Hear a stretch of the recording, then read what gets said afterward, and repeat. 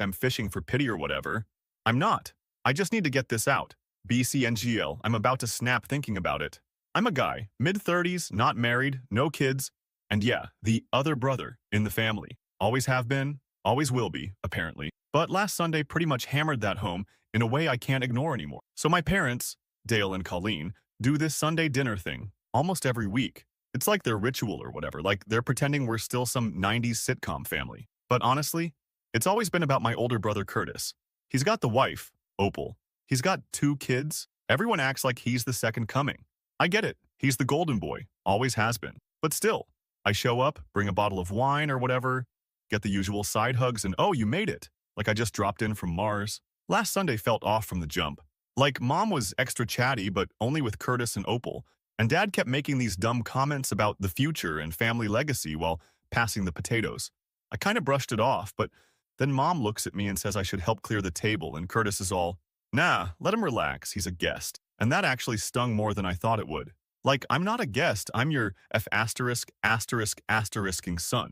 Anyway, after dinner, we're all sitting around and Dad stands up and taps his glass, like he's about to give a wedding speech or something. I actually thought he was going to make some dumb joke, but then he says they have an announcement. Mom is sitting there with this weird, tight smile, and Curtis looks smug as hell. Opal is scrolling on her phone, not paying attention. The kids are running around. Nobody cares. Dad goes, so we've redone the will, and it's time to put the family's future in the right hands. I could already feel where this was going, but whatever. I'm just sitting there. Mom looks at me and says, we're not wasting our legacy on someone who never built anything. Just straight up. I barely had time to react before Dad says, you've always been the outside. Might as well make it official. I think I laughed. I don't even know. It wasn't funny, but what else do you do? Then Dad raises his glass to Curtis, says, to the real future of this family. Curtis grins, clinks glasses with Dad, then Mom. Opal finally looks up, smirks, says something about, guess I married the right brother. I just sat there. Angel, I wanted to flip the table or just walk out, but I didn't. I said, thanks for finally showing me where I stand. You'll remember this moment. I promise. I got up, pushed my chair back, and walked out. Didn't even bother grabbing my jacket. As I was leaving, Mom says, don't be dramatic, but I just kept going. Slammed the door. I heard Curtis laugh, like full-on laugh, and that was it. Walked home. Didn't even check my phone till midnight. Mom sent a text like, hope you get home safe. Let's talk when you've calmed down. I didn't reply. Didn't sleep much. Every time I closed my eyes, I kept hearing Dad say the outside, like I'm some stranger. IDK? That one just stuck. So, for context, this isn't new. I've always been the spare part. Curtis was the sports guy, the family man, whatever. I liked my own stuff, I wasn't a screw-up, but I didn't fit their mold. When I brought home good grades, it was never great job. It was, why aren't you more like Curtis? Even when I was a kid, Dad would take Curtis to games or whatever. I'd get left home or dropped at my aunt's. I'm not saying I was perfect, but I was never actually bad. Just not the one they wanted, I guess. It's like they decided early I was the weird one, so whatever I did after just made it worse. What really gets me is how obvious it was. Like they weren't even trying to hide it. Dad's whole deal is he wants this legacy to keep going. The family name, the money, all that. He's got these rental properties he's obsessed with. Always bragged about how we built something from nothing. Reality, he and Mom bought a couple houses from her uncle years ago, rented them out, and now acts like he invented real estate. He's always let Curtis be involved, never me. Said I wasn't interested, but they never actually asked. I wasn't even invited to half the meetings or whatever. Just got told, this isn't your thing.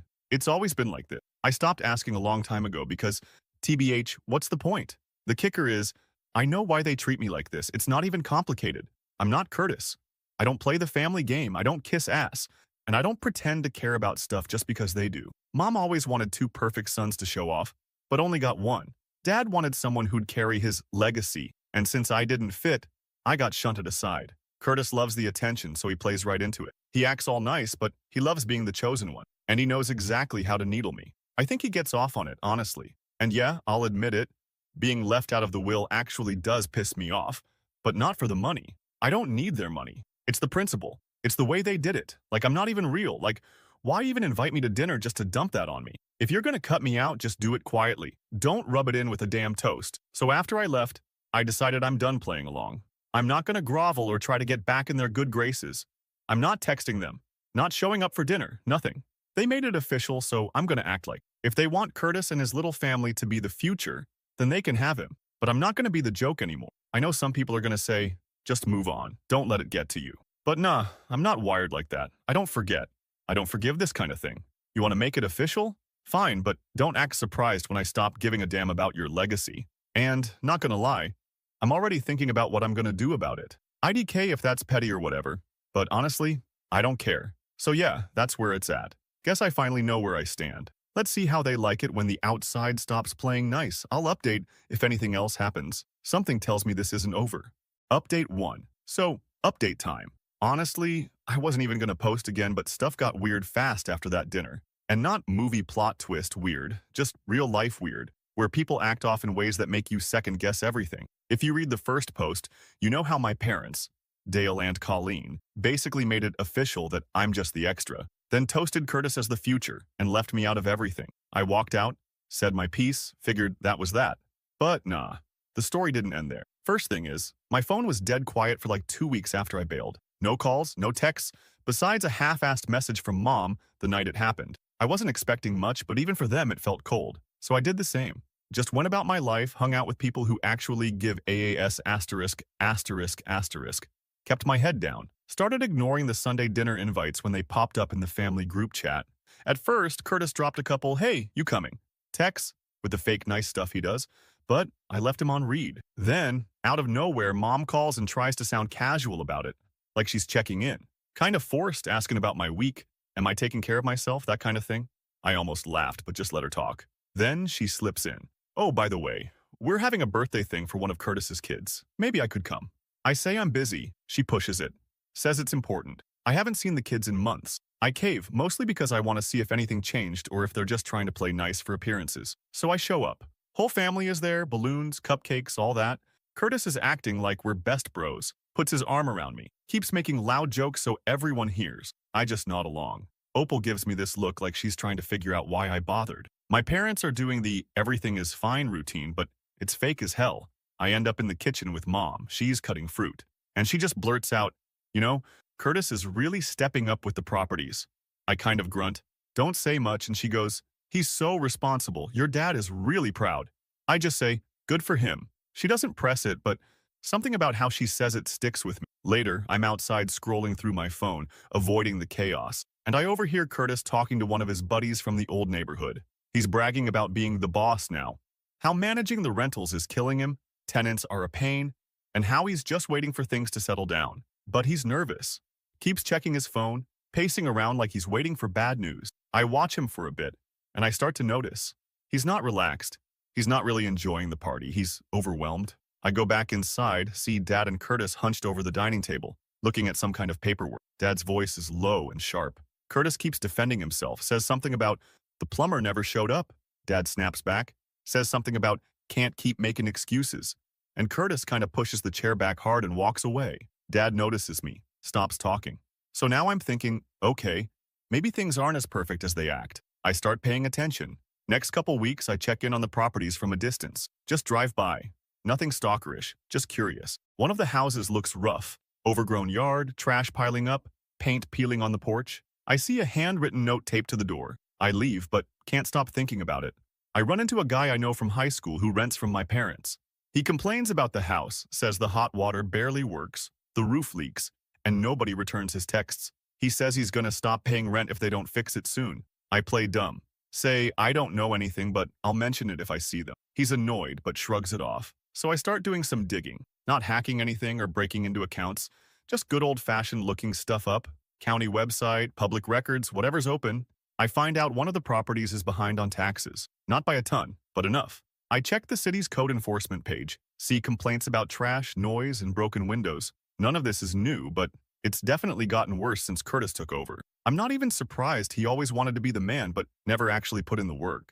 At another family thing, not a dinner, just a drop in because I needed to grab some old boxes from the garage. Dad corners me and asks if I've been talking to the tenants. He's got this edge in his voice, like he's mad but pretending not to be. I say no, but I heard from someone that the houses are falling apart. He gets defensive, says Curtis is handling it. Not to worry. I let it go, but now I know they're worried. A week later, I get a call from Opal. She never calls me, so I know it's not good. She starts off normal, then asks if I know anyone who can help with repairs, says Curtis is stressed and can't keep up. I say I'm busy. She gets annoyed, says the family needs to pull together. I just tell her, ask your husband. He's the future, remember? She hangs up. The next Sunday, I get another invite to dinner, but this time it feels loaded. Like they need me for something, not just family time. I go mostly out of curiosity. From the minute I walk in, it's tense. Dad barely looks at me. Mom tries to act normal, but she's snapping at everyone. Curtis is on his phone the whole time. I sit through dinner, don't say much. After, Mom asks if I can stay to chat. I say I'm tired, she insists, blocks the hallway. Dad gets up, slams his hand on the counter, says, we need to talk about the rentals. Curtis finally puts his phone down, starts whining about how hard it is, how nobody warned him it'd be this much work. I finally say, so why'd you cut me out if you needed help? Curtis fires back, says I never wanted to be involved. I was always too good for the family. He stands up, I stand up. We're in each other's faces. Mom tries to get between us. I shrug her off. Curtis pushes me, I push him back. Dad yells at both of us to knock it off. I look at all of them and just say, you made this bed. I'm not saving you now. I walk out, slam the door. As I'm leaving, I hear Mom start to cry. Dad swears. Curtis stomps off. I get to my car and sit there a minute, just shaking my head. After all those years of being told I'm not good enough, now I'm supposed to bail them out when the golden boy screws it up? Nah. So yeah, I'm not done. If they want to see what happens when the outside stops helping, I'll show them. I know more about those properties than they think. I know how to get leverage, and I'm not afraid to use it. If Curtis wants to play boss, let's see how he handles real pressure. Next update when I decide how hard I want to push. I'm not letting this slide. They wanted a legacy. They can deal with the fallout. Update 2. So it's been a minute. I've been seeing comments asking if I ever actually did anything after that last post, since a bunch of you said it sounded like I was all talk. Nah, I just don't post until something real happens, and TBH, I wanted to make sure I wasn't about to go full dumbass and do something I'd regret. Anyway, things have escalated, and I'm not going to pretend I'm proud, but I'm not sorry either. First off, you know how people act when they're desperate but trying to look chill? That's my family right now. I started getting these texts from my mom, not even hiding the fact that she wants something, just suddenly interested in my life like she's forgotten the last year. Random, hope things are well messages with a smiley face. She even called me at work, which she never does unless someone's dead or needs a kidney. I let it go to voicemail. She left a rambling message about family and how Curtis is under a lot of pressure. Not once does she say sorry or mention the will, obviously. Then Curtis starts up. He sends me a message on Facebook, which is hilarious because he always acts like he's too busy for social media. He says there's a situation with one of the properties, a pipe burst. The tenants are threatening to go public. He says he could really use a hand. I don't answer. He follows up with a long text blaming the city, the plumber, the tenants, basically everyone except himself. Finally, he calls. And when I don't pick up, he leaves a voicemail that's just him swearing and hanging up. I guess I should feel bad, but all I can think is, you wanted the responsibility, bro. Have fun with it. So I start putting on a little pressure. Nothing illegal, just making sure all the little problems get noticed. I tell the tenants at the worst property, the one with the leaking roof and broken heater, that they should absolutely call the city inspector if nothing gets fixed. I say it in passing, not like I'm plotting, just mentioning their rights. One of them says they already tried but haven't heard back, so I look up the number for them and text it. They're grateful, so whatever. Next week, I happen to be driving by and I see a city car parked outside that same property. I slow down, see a guy taking photos of the front steps, talking to a tenant. I don't stop, just keep going. 2 days later, Curtis calls again. Says the city is threatening fines and they have to fix a bunch of stuff ASAP. He's pissed. Says Dad is blaming him. Mom is stressed. Opal is tired of the drama. I just say, sounds rough. Hope you figure it out. There's a family group chat blow up that night. Mom says everyone needs to pull together. Dad jumps in with his usual "we built this legacy" speech. Then Curtis says something about how I'm not helping and it's easy to judge from the sidelines. I reply, you picked your team. Stick with it. Dad leaves the chat. Now I'm getting calls from Opal, which is wild because she's been cold to me for years. She says Curtis is at his limit. The kids are stressed. She needs me to be the bigger person. I say, ask your husband. He's the future, remember? She hangs up. Meanwhile, I keep hearing from other tenants about broken stuff. Late repairs, no heat. A couple mention the city is now checking in. The fines start adding up, and I know for a fact the money isn't there because Curtis already tried to borrow from me last year and I laughed him off. Dad ends up calling me, says this is bigger than family drama, tells me to step up. I'm barely polite. I say they made their choice, live with it. Here's the thing, I didn't set out to ruin anything, but I'm not lifting a finger to save them. And I'm not stopping tenants from demanding what they're owed. I make sure every complaint goes where it should. I tell people about the city's rental hotline. show them how to file stuff online. I even sit with one guy at a cafe while he fills out the form on his phone. He's not my friend. He's just sick of living with mold. Curtis gets more desperate. He actually shows up at my door unannounced, which he's never done before, not even as kids. He's flushed, sweating, tries to act tough, but then starts begging. He says, "You don't have to do this. You're just mad because of the will." I say, "Nah, I'm mad because you all treated me like asterisk, asterisk, asterisk for decades." He shoves me. I shove him back. He raises his hand like he's going to slap me, but I grab his wrist and push him out the door. I lock it and turn off the lights. Later that night, I get a string of texts from Mom, all in caps, saying this is tearing the family apart. Why am I so bitter? Why can't I just be happy for Curtis? I don't answer. Dad calls and just yells at me for 2 minutes straight, says I'm no son of his, then hangs up. A week goes by. I start hearing from people I barely know, distant cousins, old family friends. They're asking what's going on, saying my parents are saying I'm causing trouble. I just say, ask them. I'm not hiding anything. I notice Dad isn't posting his usual family business bragging on Facebook anymore. Curtis goes silent. Opal blocks me. I drop by one of the properties just to see. It's bad. City notice taped to the door, grass up to my knees, windows cracked. A couple tenants are moving out. I see Dad and Curtis in the driveway arguing. Dad slams the car door and drives off. Curtis sits on the curb, head in his hands. The kicker is, I hear from a neighbor that the city is considering pulling their rental license for one of the buildings. If that happens, they'll have to sell or fix everything at once, which, knowing them, they can't. Dad always acted like he was a king, but he never did the work, just let stuff slide and hoped Curtis would pick it up.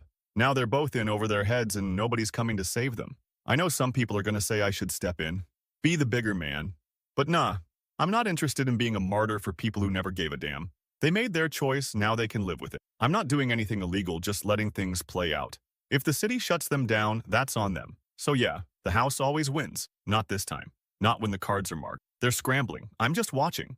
And it feels pretty damn good to finally be the one holding all the cards, even if I had to burn some bridges to get here.